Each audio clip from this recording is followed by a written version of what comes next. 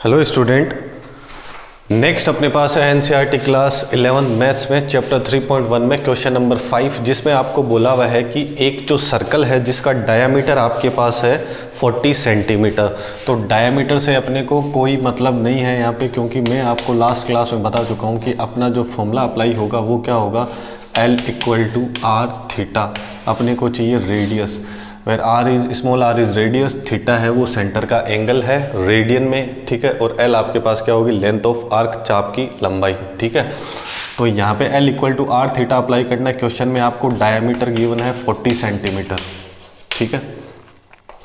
तो रेडियस क्या हो जाएगी, डायमीटर की हाफ, इट मीन्स वो कितना मिल जाएगा आपको 20 centimetre. And most important question में आपको एक कोड गिवन है, कोड आपके पास कितनी है वहाँ पे 20 सेंटीमीटर, और आपसे पूछा हुआ है minor length of arc, L की वैल्यू आपको फाइंड आउट करनी है।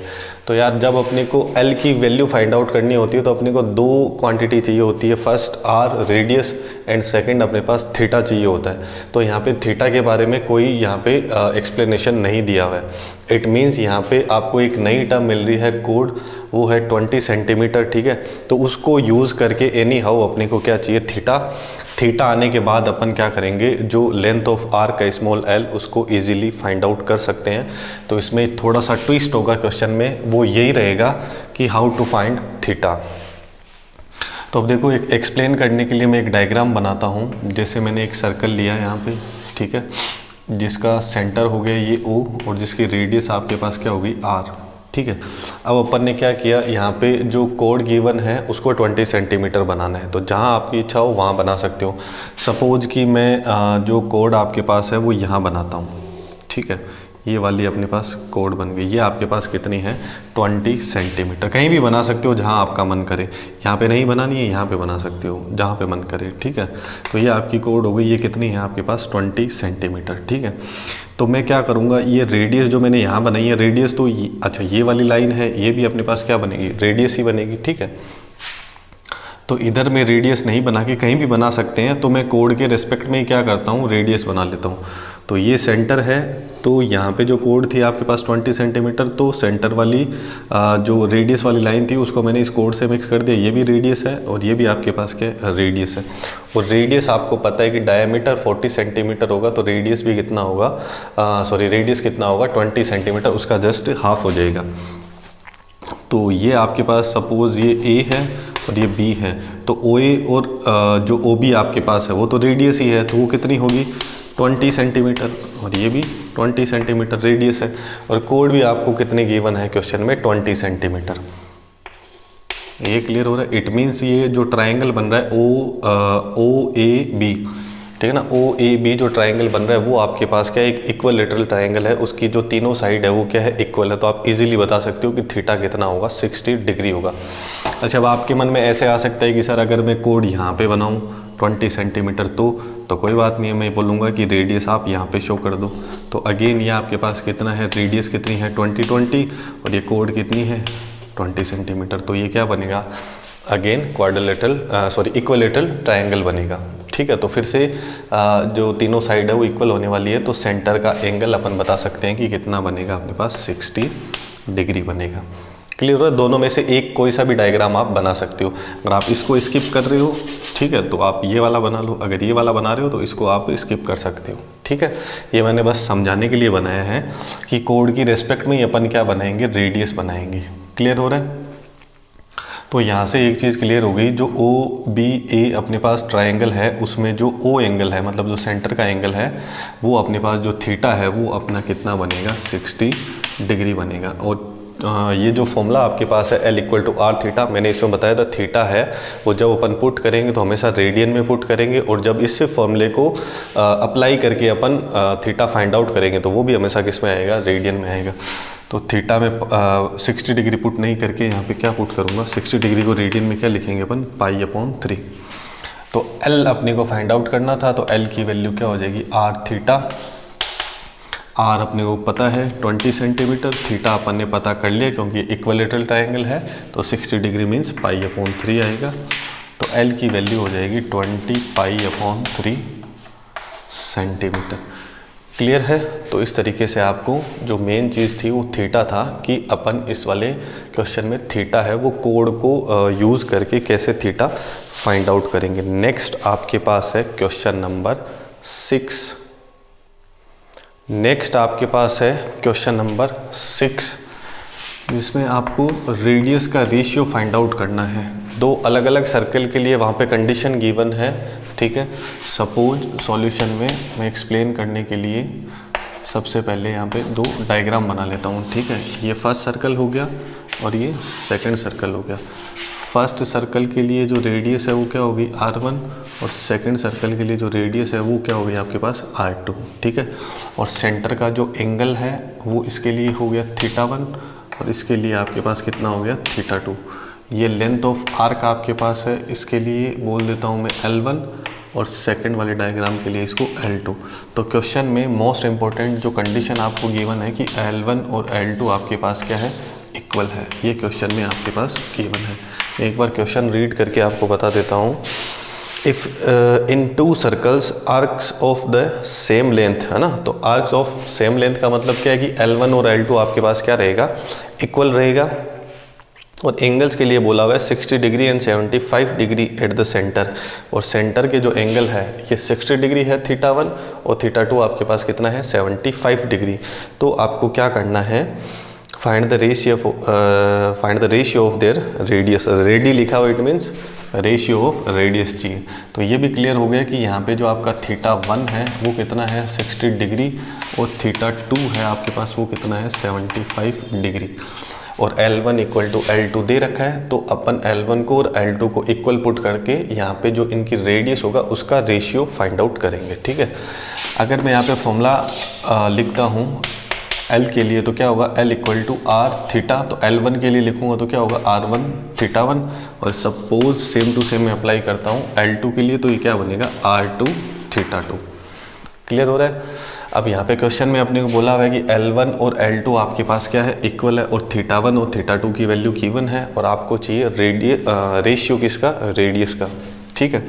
तो यहाँ पे क्या करना है, जो क्वेश्चन की गिवन कंडीशन है उसको मैं अप्लाई कर देता हूँ। L1 और L2 की वैल्यू को इक्वल पुट कर देता हूँ, क्योंकि L1 इक्वल टू L2 आपको क्वेश्चन में गिवन है, ठीक है।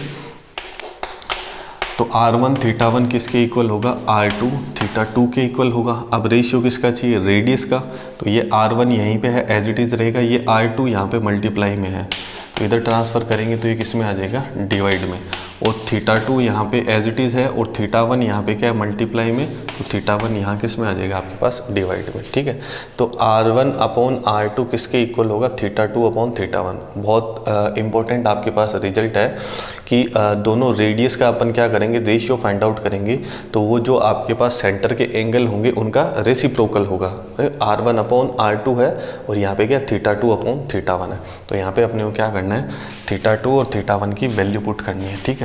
और मैंने आपको बताया था कि जब अपन इस कॉन्सेप्ट को यूज़ करेंगे तो थीटा हमेशा किस में पुट करेंगे, अपन रेडियन में पुट करेंगे।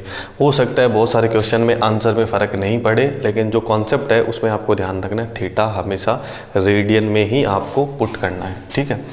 तो R1 अपॉन R2, θ2 अपॉन θ1। θ1 आपके पास कितना है 60 डिग्री।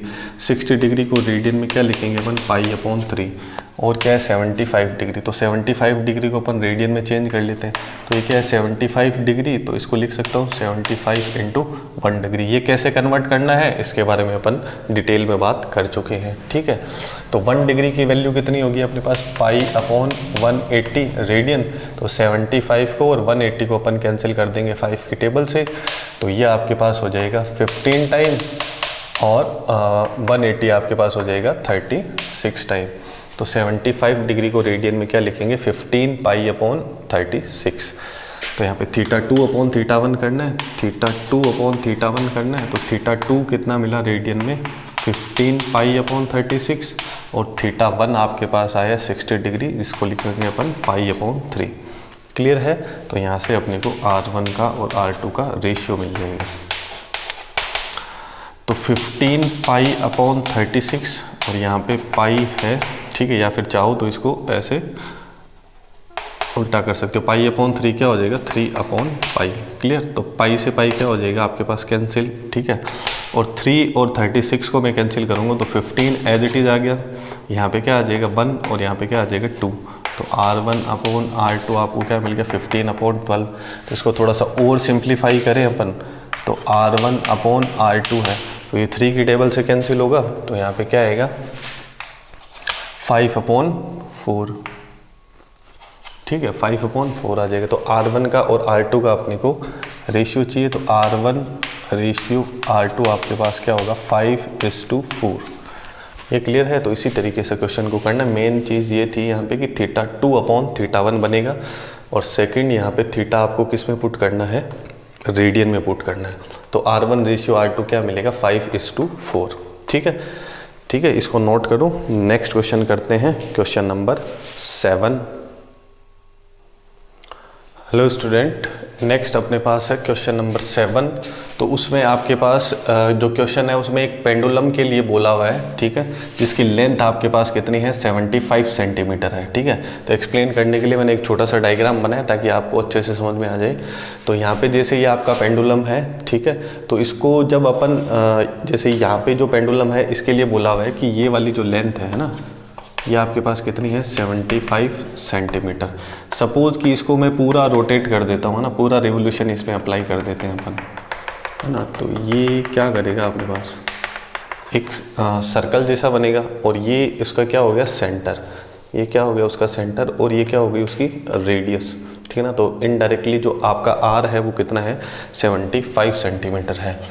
तो जो फर्स्ट कंडीशन है उसमें उन्होंने बोला है कि उसको जैसे ही अपन क्या करेंगे यहाँ से थोड़ा सा मूव करवाएंगे, तो ये वाली जो चीज़ बन रही है लेंथ ऑफ आर्क, वो अलग अलग कंडीशन में आपको अलग अलग मिलेगी। जैसे फर्स्ट कंडीशन में बोला है कि वो कितनी है 10 सेंटीमीटर, सेकेंड कंडीशन में बोला है 15 सेंटीमीटर, और थर्ड कंडीशन में बोला है कितना है 21 सेंटीमीटर। ठीक है, तो आपको यहाँ पे क्या करना है थीटा फाइंड आउट करना है। क्वेश्चन एक बार मैं रीड करके बता देता हूँ। Find the angle in radian, radian में चाहिए, तो ये जो L=r थीटा वाला अपन फॉर्मूला अप्लाई करते हैं, L=r थीटा वाला अपन फॉर्मूला अप्लाई करते हैं, तो थीटा है वो हमेशा रेडियन में ही पुट करते हैं, और रेडियन में ही अपने पास आंसर आता है। In radian through which A pendulum swings if its length is 75 centimetre. तो जो पेंडुलम है उसकी लेंथ आपको कितनी गिवन है 75 सेंटीमीटर। इट मीन्स मैंने अभी आपको बताया एक इमेजनरी इससे सर्कल बना के बताया, तो ये आपके पास क्या बनेगा रेडियस बनने वाला है। ठीक है, और जो लेंथ ऑफ आर्क है आपके पास वो कितनी है 10 सेंटीमीटर फर्स्ट कंडीशन में, सेकेंड कंडीशन में 15 सेंटीमीटर, और थर्ड कंडीशन में कितनी है 21 सेंटीमीटर। तो इसमें कन्फ्यूज़ होने की ज़रूरत नहीं है। ठीक है, तो यहाँ पे जो पेंडुलम की लेंथ होगी वो अपने पास क्या बनेगी रेडियस, और लेंथ ऑफ आर्क अपने को गिवन है, तो अपने को L=r थीटा अप्लाई करके यहाँ पे एंगल फाइंड आउट करना है। तो थीटा की वैल्यू क्या हो जाएगी length of arc upon radius, L upon क्या हो जाएगा r। ठीक है, और आंसर आपके पास रेडियन में ही आएगा। तो थीटा की वैल्यू क्या होगी L/r, L कितना गिवन है 10 सेंटीमीटर। ठीक है, और जो r रेडियस बन जाएगी जो कि पेंडुलम की लेंथ है वो कितनी है 75।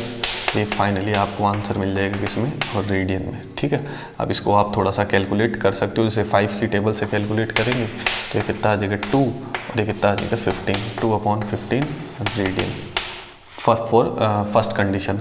सेकंड कंडीशन के लिए करेंगे अपन ऐसे, इस सेकंड कंडीशन में आपको जो लेंथ ऑफ आर्क है वो कितनी गिवन है 15 सेंटीमीटर। ठीक है, तो थीटा इक्वल टू क्या हो जाएगा L/r, लेंथ ऑफ आर्क कितनी है 15 सेंटीमीटर, और रेडियस आप नोटिस कर सकते हो, रेडियस जो पेंडुलम की लेंथ है वो हर कंडीशन में क्या रहने वाली है सेम रहने वाली है। तो ये सपोज 10 है, तो थोड़ा सा अगर मतलब तेज़ी से मूव करवाएंगे तो ये थोड़ा सा बड़ा हो जाएगा, मतलब 15 सेंटीमीटर, और थोड़ा सा ज़ोर से अपन इसको मूव करवाएंगे तो वो थोड़ा सा और बड़ा हो जाएगा, तो क्या बन जाएगा 21 सेंटीमीटर। अब कोई कंडीशन नहीं है कि ये इस साइड ही मूव होगा, ठीक है ना, ये इस साइड भी मूव हो सकता है। तो मैंने को एक्सप्लेन करने के लिए यहाँ पे एक डायग्राम जो आपको बताया। ठीक है, एल आपको कितनी मिल गई सेकेंड कंडीशन के लिए 15 सेंटीमीटर, रेडियस रहेगी सेम। ठीक है, वो कितनी है 75, तो ये फाइनली आंसर मिल जाएगा आपको रेडियन में। इसको आप से 15 की टेबल से करेंगे तो कितना हो जाएगा 3/15 रेडियन। ठीक है, और थर्ड कंडीशन में अगेन आपके पास जो फॉर्मूला लगेगा वो है theta equal to L/r। Length of arc आपके पास है 21, और रेडियस क्या रहेगा सेम 75 रेडियन। इसको भी अपन क्या करेंगे थोड़ा सा सॉल्व कर लेंगे तो फाइनली आपको जो आंसर है वो मिल जाएंगे। तो ये थोड़ा सा अलग क्वेश्चन था, तो इसमें कंफ्यूज होने की ज़रूरत नहीं है। जो लेंथ होगी पेंडुलम की वो आपकी बन जाएगी रेडियस, और जो लेंथ ऑफ आर्क है वो आपको गिवन है। तो आपको क्या करना है, ये थीटा फाइंड आउट करना है, ठीक है ना। अलग अलग कंडीशन में, जैसे ये 10 के लिए हो गया, सपोज ये किसके लिए हो गया, 15 के लिए हो गया, और ये किसके लिए हो गया, 21 के लिए हो गया। तो यहाँ पे थीटा है वो धीरे धीरे क्या हो जाएगा, इंक्रीज होता चला जाएगा, ठीक है। तो जो एक्सरसाइज एनसीईआरटी क्लास 11 मैथ्स के लिए चैप्टर 3.1 है वो आपका कंप्लीट होता है, क्योंकि उसमें 7 ही क्वेश्चन है, वो ऑलमोस्ट अपन ने कर लिए, ठीक है। और जो सिलेबस है बेटा आपका वो रिड्यूस हो चुका है, ठीक है, उसके बारे में आप टेंशन मत लो। जो भी जैसे अपन ने 4th एक्सरसाइज कंप्लीट करी है और 4th एक्सरसाइज है उसको रिड्यूस कर दिया, मतलब 4th एक्सरसाइज अब आपके सिलेबस में नहीं रही। तो टिग्नोमेट्री है, तो टिग्नोमेट्री को तो यार आपको कंपलसरी है, बहुत अच्छे से कवर होनी चाहिए, नहीं तो 12th में बहुत प्रॉब्लम होगी। तो उसको लेके आप कंफ्यूज मत हो। जो चीज़ मैं आपको पढ़ा रहा हूँ अब से, तो वो आपको उसके नोट्स बनाने हैं, और वो आप रेगुलर है वो अपनी पढ़ाई को चालू रखो, अपने नोट्स प्रिपेयर करते रहो। बहुत सारे स्टूडेंट मुझे नोट्स सेंड भी कर रहे हैं, वेरी गुड। बहुत सारे स्टूडेंट ऐसे हैं सॉरी जो अभी भी होमवर्क स्टार्ट नहीं किया है, तो प्लीज़ आप लोग होमवर्क स्टार्ट करो, और जिन्होंने होमवर्क कंप्लीट कर लिया है तो उनको थम्स अप, वेरी गुड। और अभी अपन नेक्स्ट क्लास में इसमें एक्सरसाइज 3.2 है, उसका बेसिक है, उसके बारे में बात करेंगे। तो आज के लिए बस इतना ही। Thank you so much.